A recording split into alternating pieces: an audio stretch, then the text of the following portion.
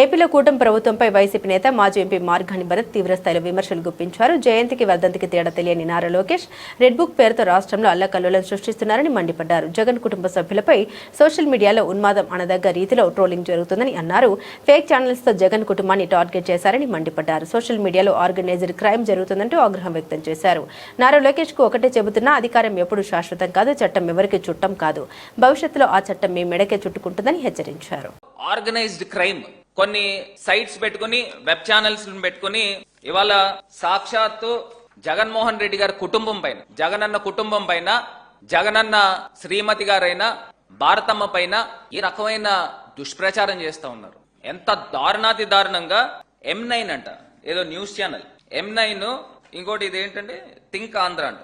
Think ఆంధ్రాలో వీళ్ళు పెట్టిన ఫోటోలు చూడండి. భారతమ్మ ఫోటో పెట్టి జగన్ పై భారతి కేసు పెట్టిందని మీకు తెలుసా? వైఎస్ఆర్ పరువు కాపాడడానికి చంద్రబాబు నాయుడు గారు కృషి చేశారు. నేను అడుగుతా ఉన్నా, ఇంత దారుణమా? అసలు మీకు వార్తలు లేకపోతే వేరే వేసుకోండి. మీరు కుటుంబ సభ్యుల్ని, అందులోనూ మేమంతా కూడా జగన్మోహన్ రెడ్డి గారిని, భారతి గారిని ఆది దంపతుల్లో మేము వైఎస్ఆర్ కాంగ్రెస్ పార్టీ భావిస్తాం. అలాంటి వ్యక్తులు మొన్నటిదాకా వైఎస్ఆర్ సిపిలో ఉన్న భార్యల పేర్లు ఎత్తేశారు. ఇప్పుడు ఇంకొక ఆర్గనైజ్డ్ క్రైమ్ డైరెక్ట్ గా అధినాయకుడు శ్రీమతి గారిని తీసుకుని వచ్చారు. నేను అడుగుతా ఉన్నా, ఇదే నారా లోకేష్ కి చెప్తా ఉన్నా, బాబు లోకేష్ బాబు మీకు ఇదే చెప్తా ఉన్నా, అధికారం ఉందని చెప్పేసి, అధికారం ఉంది ప్రస్తుతానికి, నేను మీకు ఒకటే చెప్తా ఉన్నా, అధికారం ఎప్పుడు శాశ్వతం కాదు. నేను ఒక్కటే చెప్పే అంశం ఏంటంటే, ప్రస్తుతానికి చట్టం మీ చుట్టం కావచ్చు, రోజులన్నీ ఒకలాగా ఉండవు బాబు నారా లోకేష్, రోజులన్నీ ఒకలాగా ఉండవు. కాలచక్రం అటు నుంచి ఇలా తిరుగుతూ ఉంటది.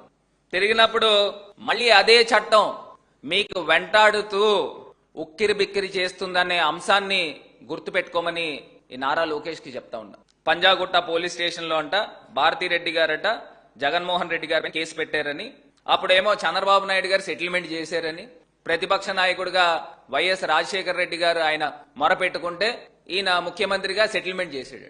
అడుగుతా ఉన్నా, ఎక్కడికి వెళ్ళిపోతా ఉన్నావు? అప్పుడు నువ్వు ముఖ్యమంత్రివా లేకపోతే ఏమన్నా వార్డు మెంబర్వా సెటిల్మెంట్లు చేయడానికి? నిజంగానే గనక మీకు చిత్తశుద్ధి ఉంటే, మీరు అందులో ఇన్వాల్వ్ కాకపోయి ఉంటే, ఆల్రెడీ మేము కంప్లైంట్ ఇచ్చాం, ఇమీడియట్ గా కేసు కట్టండి. థింక్ ఆంధ్ర పైన, M న్యూస్ పైన మీరు ఈ రకమైన అవాస్తవమైన వార్తల్ని ప్రచురణలో తీసుకొస్తా ఉన్నారు. అంటే మీరు తీసుకొచ్చి సోషల్ మీడియాలో త్రో చేసేసి ప్రజలకి అలా వదిలేస్తా ఉన్నారు. అంటే ఇవన్నీ కూడా ఏంటంటే డైవర్షన్ పాలిటిక్స్ లో భాగం.